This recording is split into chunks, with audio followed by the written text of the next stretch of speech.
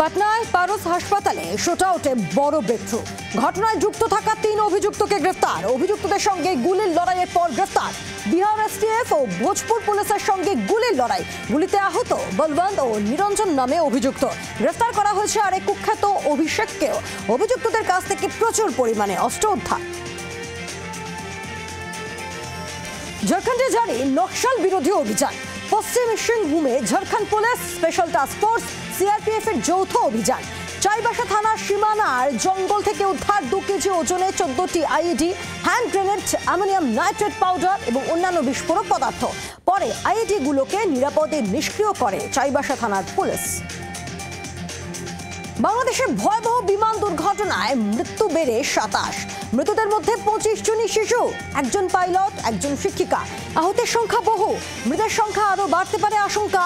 সোমবার দুপুরে ঢাকার দিয়াবাড়িতে একটি স্কুলের উপর ভেঙে পড়ে সেনার প্রশিক্ষণ বিমান। আগুনে ঝলসে যায় ছোট ছোট প্রাণ।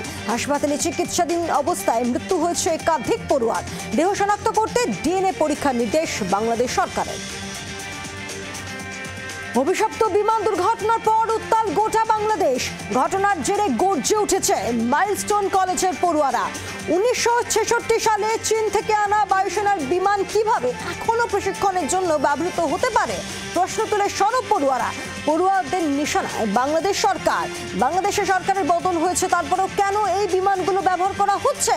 স্কুল চত্বরে কেন বিমানের প্রশিক্ষণ করতে অনুমতি দেওয়া হচ্ছে? প্রশ্ন তুলে সরকারকে নিশানা পড়ুয়াদের। মার্কিন আদালতে বড় চ্যালেঞ্জের মুখে মার্কিন প্রশাসন। হাওয়ার্ড বিশ্ববিদ্যালয়ে তহবিল কমিয়ে দিয়েছিল ট্রাম্প প্রশাসন। ফ্রিজ করে দেওয়া হয় ফেডারেল ফান্ডের অর্থ।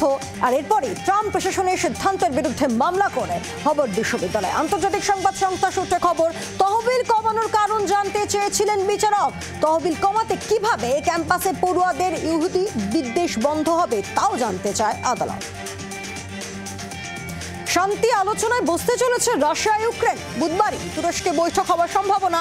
যুদ্ধ বন্ধ করতে নতুন করে শান্তি আলোচনার বসার জন্য রাশিয়াকে প্রস্তাব দিয়েছিলেন ইউক্রেনের প্রেসিডেন্ট। আলোচনায় বসতে রাজি মস্কো। আর এর আগেও যুদ্ধ থামাতে 2 বার বৈঠকে বসেছিলেন রাশিয়া এবং ইউক্রেনের প্রতিনিধিরা, কিন্তু সেই বৈঠক নিষ্ফলাই ছিল।